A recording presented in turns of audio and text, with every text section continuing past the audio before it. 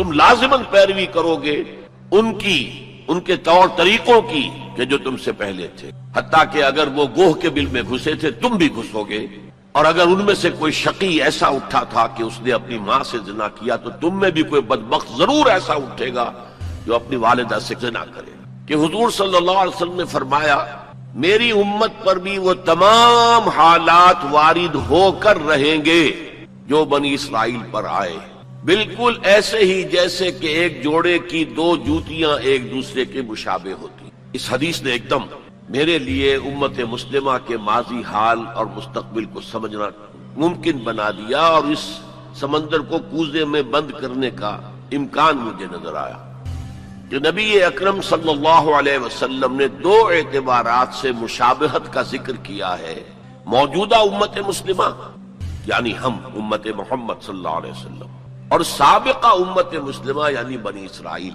آپ میں سے بہت سے حضرات کے لیے تو بنی اسرائیل کے لیے یہ اصطلاح ہی بہت عجیب سی محسوس ہو رہی ہوگی، سابقہ امت مسلمہ، تو یہ اصل میں ہماری ناواقفیت کی وجہ سے ہے، ورنہ جیسے کہ غالب نے کہا تھا کہ ریختہ کے ایک تم ہی استاد نہیں ہو غالب، سنتے ہیں اگلے زمانے میں کوئی میر بھی تھا، تو ایسے ہم ہی واحد امت مسلمہ نہیں ہیں، ہم سے پہلے بھی ایک عظیم امت رہی ہے بنی اسرائیل، وہ حضرت موسیٰ کے امتی تھے، ہم حضرت محمد کے امتی ہیں صلی اللہ علیہ وسلم علیہ الصلوۃ والسلام۔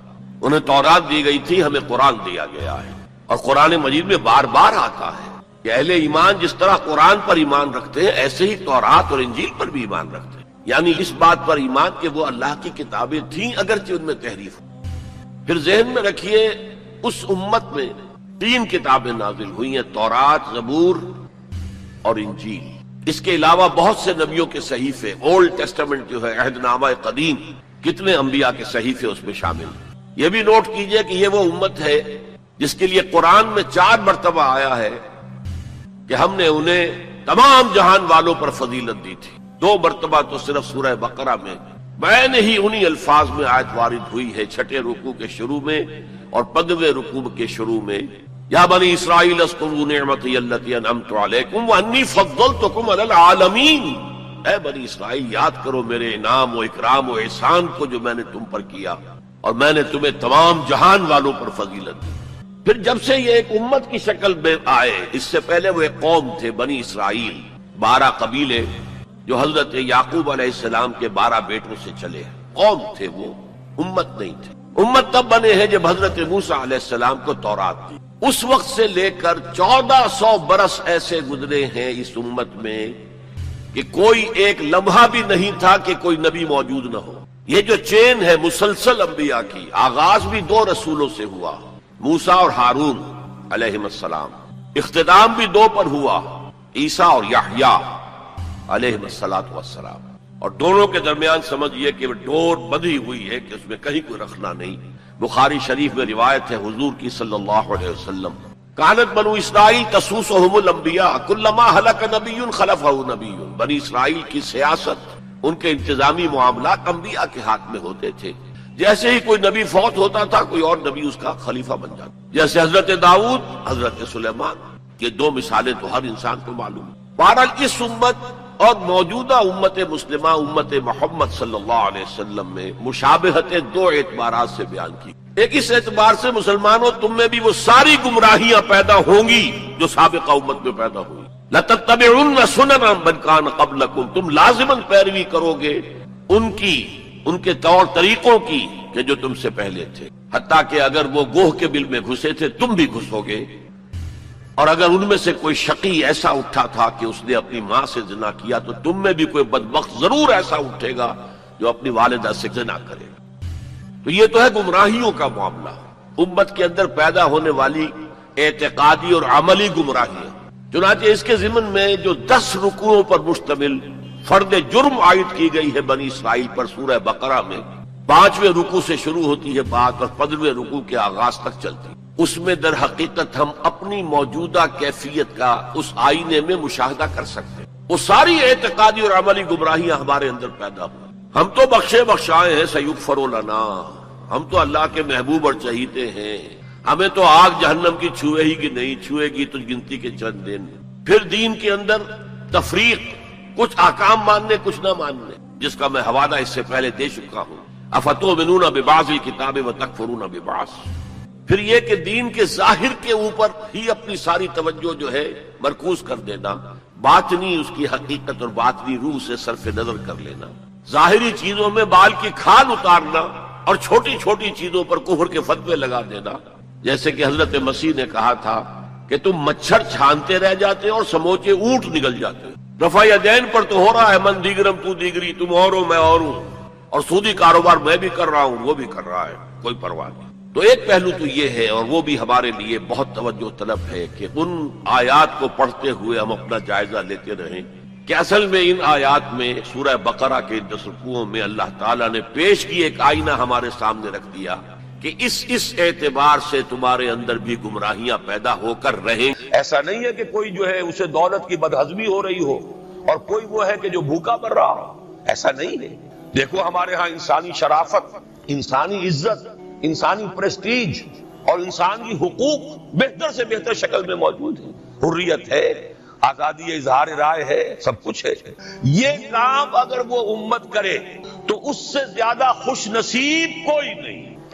پھر دنیا میں اس کو غلبہ ہوگا، دنیا کی خلافت اس کو دی جائے گی، دنیا کی امامت اس کو دی جائے گی، دنیا کی قیادت اس کو دی جائے گی۔ جیسے کبھی اقبال نے کہا تھا کہ سبق پھر پڑھ شجاعت کا، عدالت کا، صداقت کا، لیا جائے گا تجھ سے کام دنیا کی امامت کا۔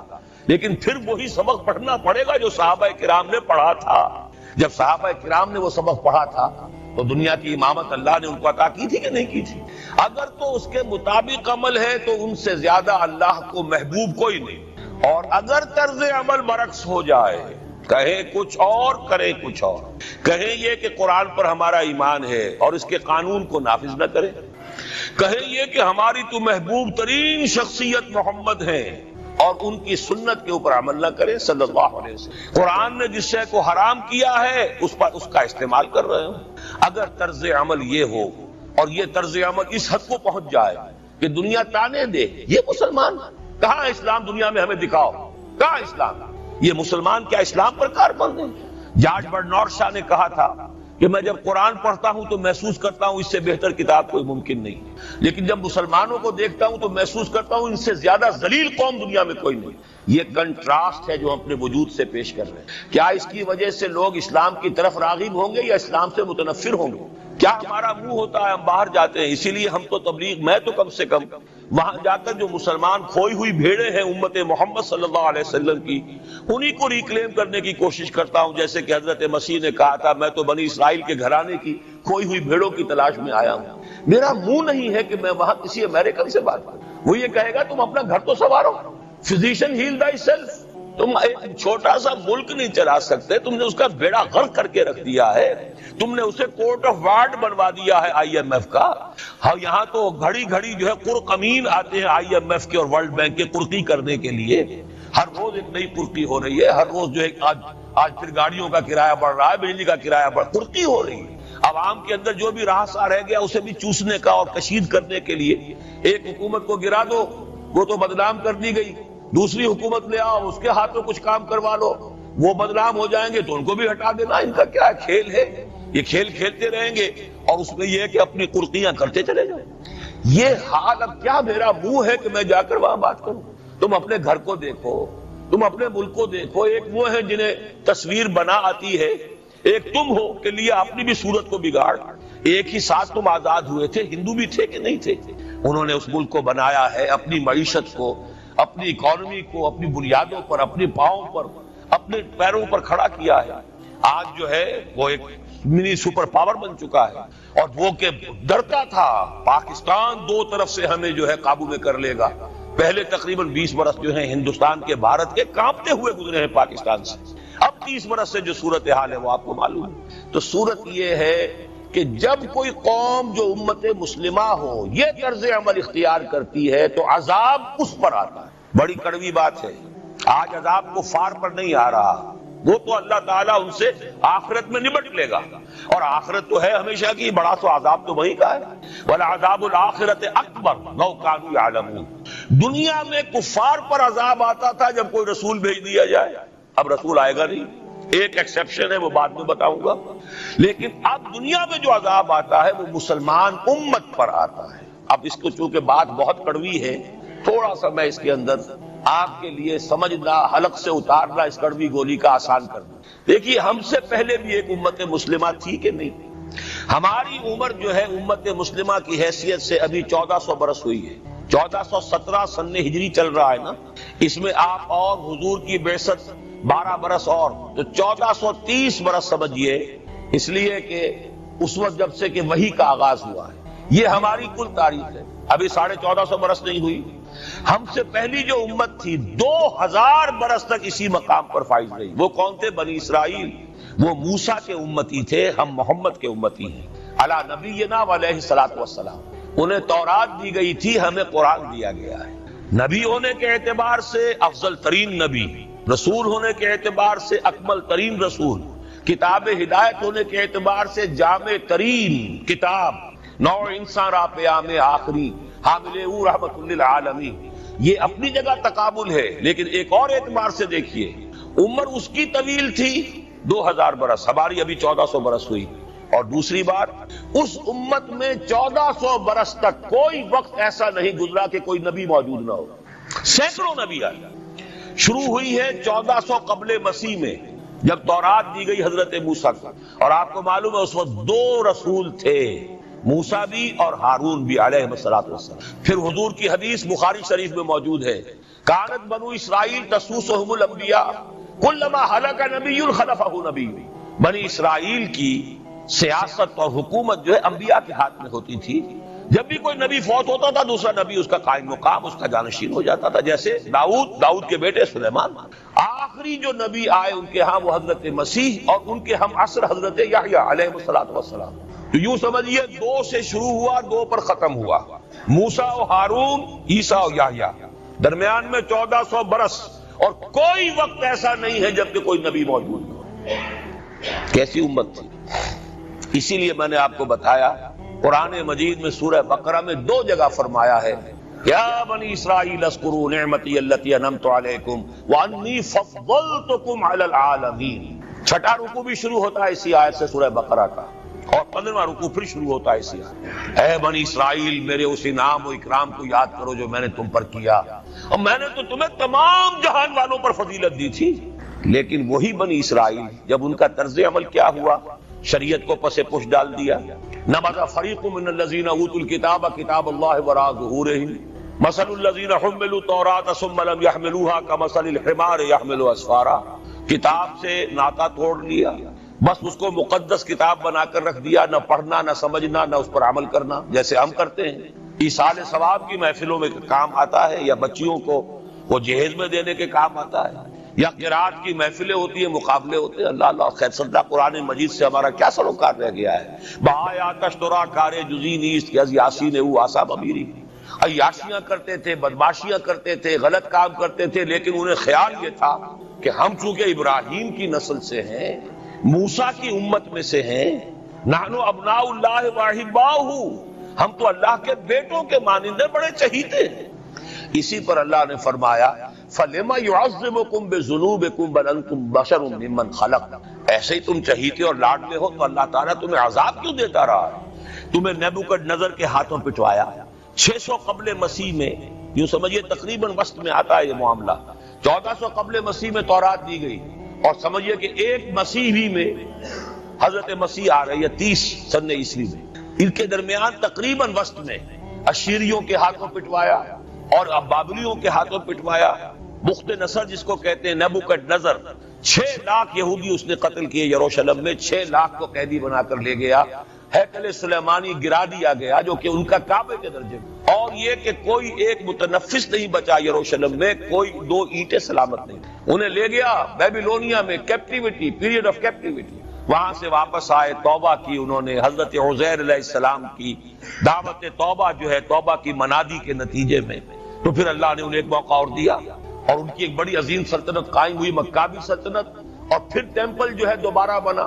یہ جو سیکنڈ ٹیمپل کہلاتا ہے، دوسری تعمیر جو ہوئی ہیکل سلیمانی کی، اس کو بھی پھر دوبارہ جب ان کے ہاں وہی لچھن آئے، میں تجھ کو بتاتا ہوں تقدیر امم کیا ہے، شمشیر و ثنا اول، طاؤس و رباب آخر.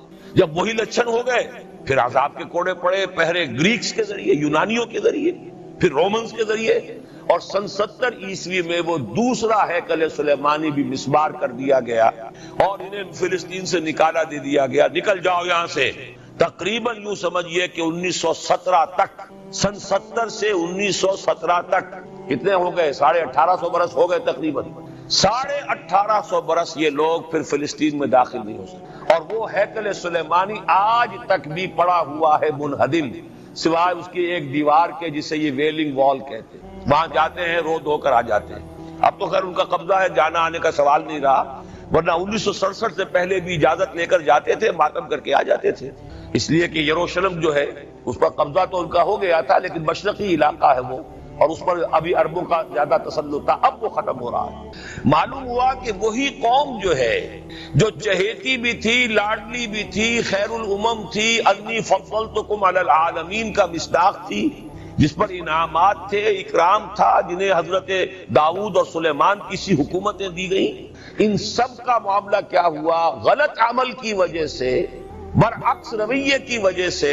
قرآن مجید ہی میں 2 جگہ ہے تھوڑے سے لفظی فرق کے ساتھ، ضربت علیہم الذلۃ والمسکنۃ وباؤوا بغضب من اللہ، ان پر ذلت تھوپ دی گئی، ذلیل کر دیے گئے۔ 1850 برس تک، پہلے 150 برس تک کیپٹیوٹی میں رہے تھے، اب 1850 برس تک جسے یہ ڈائسپورا کہتے ہیں اس میں رہے، روتے تھے، یاد کرتے تھے اپنی فلسطین کی سرزمین کو کہ ہم وہاں سے نکالے گئے ہیں۔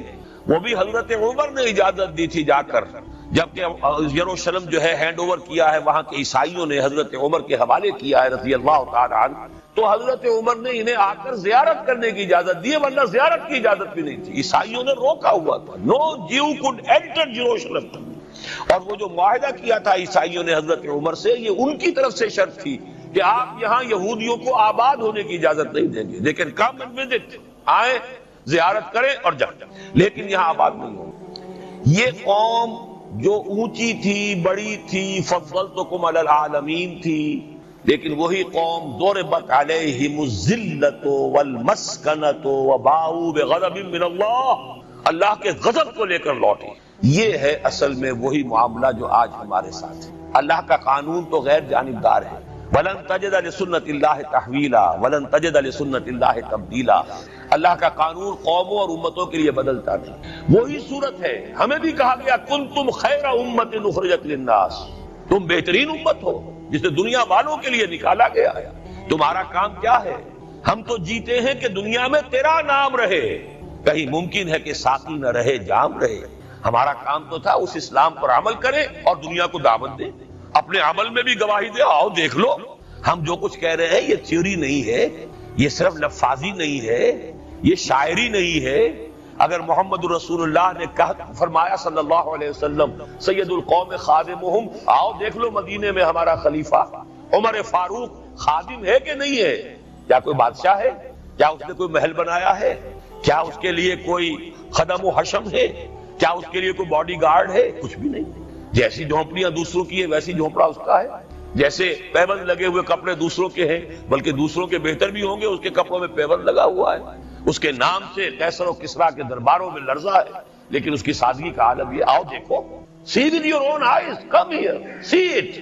یہ اگر ہم کرتے اور کر سکتے، جب تک کرتے رہے تو ہم سے اونچا کوئی نہیں، اللہ کا ہم سے بڑھ کر محبوب کوئی نہیں، ہم سے زیادہ امت مرحومہ اور کوئی نہیں۔ لیکن جب ہم نے برعکس روش اختیار کی تو کیا ہوا؟ جیسے انہیں پٹوایا گیا تھا ایشورینز کے ہاتھوں، ہمیں پٹوایا گیا سب سے پہلے جو صلیبیوں کے ہاتھوں، کروسیڈرز۔ کئی لاکھ مسلمان قتل ہوا کروسیڈز کے اندر۔ جب پہلی مرتبہ عیسائیوں نے قبضہ کیا یروشلم پر، تقریباً 90 برس 88 برس عیسائیوں کے قبضے میں رہا ہے، اب وہ دوبارہ چلا گیا یہودیوں کے قبضے میں۔ اس وقت جو ہے اتنا قتل عام ہوا تھا عربوں کا اور مسلمانوں کا یروشلم میں کہ جب فاتحین کے گھوڑے داخل ہوئے ہیں شہر کے اندر تو گلیوں کے اندر ان کے گھٹنوں تک خون کی نہر بہ رہی تھی۔ اس کے بعد آیا فتنہ تاتار، کروڑوں مسلمان قتل ہوئے، یہ لاکھوں کی بات نہیں، کروڑوں مسلمان۔ پورا روسی ترکستان کا علاقہ ختم ہوا، افغانستان ختم ہوا، ایران ختم ہوا، عراق ختم ہوا، 4 عظیم مملکتیں، اور آخری خلیفہ بنو عباس کا وہ گھسیٹ کر نکالا گیا اپنے محل سے، مستعصم باللہ، ویسے تو نسل تو حضور کے چچا کی نسل سے تھا، عباسی تھا، حضرت عباس رضی اللہ تعالی عنہ کی نسل سے ہے، مستعصم باللہ، لیکن اس کو گھسیٹ کر نکالا گیا ایک جانور کی کھال کے اندر لپیٹ کر، اور تاتاریوں نے اپنے گھوڑوں کے سموں تلے اسے کچل دیا۔ وہ دن اور آج کا دن پھر امت مسلمہ کی قیادت عربوں سے چھین لی۔ اس کے بعد اللہ نے پھر کرم فرمایا، پھر کچھ اولیاء اللہ کے ذریعے سے، کچھ صوفیاء کے ذریعے سے اتنا بڑا معجزہ ہو گیا، جیسا کہ حضرت عزیر علیہ السلام کے ذریعے سے ہوا تھا کہ یہود میں دوبارہ انابت اللہ، توبہ کا جذبہ پیدا ہو گیا۔ ایسے ہی کچھ صوفیاء کرام کے ذریعے سے، نیک لوگوں کے ذریعے سے، اللہ والوں کے ذریعے سے، وہی تاتاری جنہوں نے کروڑوں مسلمانوں کو قتل کیا تھا خود مسلمان ہو گئے۔ ہے آیا فتنہ تاتار کے افسانے سے، پاسباں مل گئے کعبے کو صنم خانے سے۔ پھر غلبہ ہوا، پھر ترکوں کی عظیم حکومت قائم ہوئی، ترکان تیموری، Terken Usmani, Terken Seljuqi, Terken صفوی۔ عرب تو معزول ہو گئے تھے، لیکن ترکوں کی زیر قیادت پھر گریٹ آٹومان امپائر بھی قائم ہوئی۔ اس کے بعد پھر جب وہ ترکوں کے اندر بھی وہی بادشاہت، وہی عیاشیاں، وہی محل بن رہے ہیں، وہی جو ہے توپ کاپی محل جا کر دیکھ لیجئے، وہی عیاشیاں شروع ہو گئی، وہی اللے تللے ہو گئے، وہی ظلم شروع ہو گئے، تو پھر اللہ نے دوبارہ پھر ہمیں یورپی اقوام کے ہاتھوں ذلیل کیا، کہیں انگریزوں کے غلام، کہیں فرانسیسیوں کے غلام، کہیں اطالویوں کے غلام، کہیں ولندیزیوں کے غلام۔ پورا عالم اسلام اس صدی کے آغاز میں پہلی جنگ عظیم کے بعد پورا عالم اسلام غلامی میں تھا، سوائے نجد کا ایک علاقہ تھا کہ نجد میں ابھی تیل برآمد نہیں ہوا تھا، ورنہ سب سے پہلے پنجے وہاں گڑتے، وہاں ریت میں جا کے لینا کیا تھا۔ باقی تو یہ ہندوستان غلام ہے، انڈونیشیا غلام ہے، سب کے سب یہ جاوا، سماٹرا، چلتے جائیے سب غلام ہیں۔ اس کے بعد ایران چاہے براہ راست غلامی نہیں تھی، لیکن انگریزوں کے انتداب میں تھا، کنٹرول انہی کا تھا۔ عراق پر انگریزوں کا کنٹرول تھا۔ اسی طریقے سے یہ ساری جو عرب مملکتیں ہیں یہ انگریزوں کے زیر اثر تھی، اور یا یہ کہ فرانسیسیوں کے زیر اثر تھی۔ شمالی افریقہ یا فرانسیسیوں کا تھا یا اسپین کا تھا، اور یا یہ کہ اطالویوں کا تھا لیبیا۔ یہ حال ہمارا ہوا۔ یہ ہے اصل سبب اور یہ ہے معاملہ جس میں اب میں آخری بات اس موضوع پر کہہ دینا چاہتا ہوں۔ یہ پروسیس بہت جلد ایک بہت بڑی کلائمیکس کو اور بہت بڑی انتہا کو پہنچنے والا ہے۔ وہ انتہا کیا ہے؟ دیکھیے، میں نے جو کہا تھا کہ ایک استثناء ہے، ایک قوم، ایک امت ایسی ہے کہ جس نے اپنے رسول کو رد کیا اور اسے ہلاک نہیں کیا گیا۔ حضرت نوح کی قوم غرق، حضرت ہود کی قوم ختم، حضرت صالح کی قوم ختم، حضرت شعیب کی قوم ختم، آل فرعون ختم۔ یہود وہ امت ہے کہ معزول تو ہو گئی، جیسے ہی حضور آ گئے قرآن لے کر معزول ہو گئے۔ جیسے کوئی ایک منصب ہے، اس منصب سے معزول کر دیے گئے، قتل نہیں کیا گیا، انہیں زندہ رکھا گیا۔ منصب تو اب قرآن آ گیا، محمد رسول اللہ آ گئے صلی اللہ علیہ وسلم، اور کعبے کے گرد ایک نئی امت۔ وَكَذَلِكَ جَعَلْنَاكُمْ أُمَّةً وَسَطًا لِتَكُونُوا شُهَدَاءَ عَلَى النَّاسِ وَيَكُونَ الرَّسُولُ عَلَيْكُمْ شَهِيدًا۔ اگرچہ یہ امت 600 برس قبل قتل اور ختم ہونے کی مستحق ہو چکی تھی۔ کیوں؟ 600 برس قبل آئے تھے حضرت مسیح علیہ السلام، اور قرآن میں بھی ہے اور موجودہ بائبل میں بھی ہے کہ حضرت مسیح کو اسرائیل ہی کی طرف بھیجا گیا۔ صرف سورہ آل عمران میں ہے رسولاً الی بنی اسرائیل۔ یہ تو صرف محمد رسول اللہ صلی اللہ علیہ وسلم ہے جنہیں پورے عالم انسانیت کی طرف بھیجا گیا، کوئی اور رسول تمام انسانوں کے لیے مبعوث نہیں ہوا۔ اور ابھی بائبل میں موجود ہے کہ میں صرف اسرائیل کے گھرانے کی کھوئی ہوئی بھیڑوں کی تلاش میں آیا ہوں۔ اسی لیے میں نے کہا تھا میں بھی امریکہ وغیرہ جاتا ہوں تو یہ اپنے پاکستانی ہندوستانی بھائی جو ہیں، یہ کھوئی ہوئی بھیڑیں وہاں جا کر جو ہیں وہ گم ہو گئی ہیں، ان گمشدہ بھیڑوں کی تلاش۔ تو اس کو اچھی طرح سمجھ لیجئے، حضرت مسیح کی بعثت تھی بنی اسرائیل کی طرف، اور بنی اسرائیل نے نہ صرف یہ کہ ان کو مانا نہیں، بلکہ الٹا اپنے بس پڑتے سولی پر چڑھا دیا، اپنے بس پڑتے۔ اس میرے الفاظ کو نوٹ کر لیں، گویا کہ یہ اب اس عذاب استیصال، آخری ہلاکت والے عذاب کے مستحق ہو گئے۔ لیکن یہ پوری انبیاء اور رسل کی تاریخ میں ایک استثناء ہے کہ اس میں جیسے آج کل ہم کہتے ہیں ججمنٹ ریزرو، حضرت مسیح کو اللہ نے زندہ اٹھا لیا، یہود کے اوپر لعنت تو کر دی، ختم نہیں کیا۔ سمجھ رہے ہیں میری بات کو؟ سن 70 سے ان پر عذاب آیا، حضرت مسیح سن 33 عیسوی میں اٹھائے گئے۔ سن 70 میں عذاب آ گیا ٹائٹس رومی کے ہاتھوں، وہ ہیکل سلیمانی بھی پھر دوبارہ گر گیا اور انہیں نکال دیا گیا ڈائسپورا سن 70 سے، لیکن ختم نہیں کیا گیا. یہ استثناء ہوا ہے. کیوں ہوا ہے؟ یہ بات پھر دوسری میری آج کی گفتگو میں بڑی کڑوی بات ہے، بہت کڑوی. یہ جو دوسری امت جو جس سے کہ میں اور آپ ہیں، اور جو بہترین امت ہے، کنتم خیر امت، یہ جب طرز عمل وہی اختیار کرے گی جو یہودیوں نے کیا تھا، ان کو سزا ان ملعونوں کے ہاتھوں دلوائی جائے گی. بات سمجھ لیجیے میری. آپ کو معلوم ہے پھانسی کا پھندا کون ڈالتا ہے؟ چوڑا. اور ہندوستان میں مجھے بتایا مولانا امین حسن اصلاحی صاحب نے، وہ مشرقی یوپی سے ان کا تعلق ہے، اعظم گڑھ سے، کہ ہمارے علاقے میں یہ رواج تھا کہ اگر کوئی راجپوت شخص کوئی بہت گھناؤنا کوئی کام کرتا تھا تو اس کو جوتے لگواتے تھے چمار کے ہاتھوں. راجپوت کے سر پر راجپوت کا جوتا پڑا تو چلیے جوتا تو ہے لیکن ہے تو راجپوت کا. لیکن جب راجپوت کے سر پر چمار کا جوتا پڑتا تھا، جسے انگریزی میں ہم کہتے ہیں to add insult to injury, ایک تو تکلیف ہو رہی ہے جوتے کی اور ایک انسلٹ ہو رہی ہے کہ چمار کا جوتا ہے، تو یہ گویا کہ بدترین سزا ہو گئی. یہ امت جتنی اونچی ہے، جس کے رتبے ہے سوا، اس کی سوا مشکل ہے. جس کا مقام بلند ہے اسی اعتبار سے ان کو پھر سزا بھی سخت ملتی ہے. صاف فرما دیا اللہ تعالیٰ نے سورہ احزاب میں، اے نبی کی بیویوں تم عام لوگوں کی طرح نہیں ہو. لستن کاحد من النساء، لستن کاحد من النساء، اگر تم نے کوئی غلط حرکت کی دوہرا عذاب ملے گا. اور بات صحیح ہے، جن کے رتبے ہیں سوا ان کی سوا مشکل ہے. اس امت کو عذاب کے کوڑے مارنے والی قوم وہ ملعون اور مغضوب علیہم قوم ہے، جس کے لیے قرآن مجید 2 دفعہ کہتا ہے ضربت علیہم الذلۃ والمسکنۃ وباءوا بغضب. اور یہ کوڑے بہت زبردست شکل میں ابھی آنے والے ہیں. میری بات اب آپ نے سمجھ لی. کیوں رکھا گیا یہود کو؟ یہ جلاد کیوں سنبھال کے رکھے گئے؟ انہیں بھی سزا دی گئی. اس صدی میں بھی ہٹلر کے ہاتھوں میں بھی 6 ملین 60 لاکھ اس نے ختم کیے.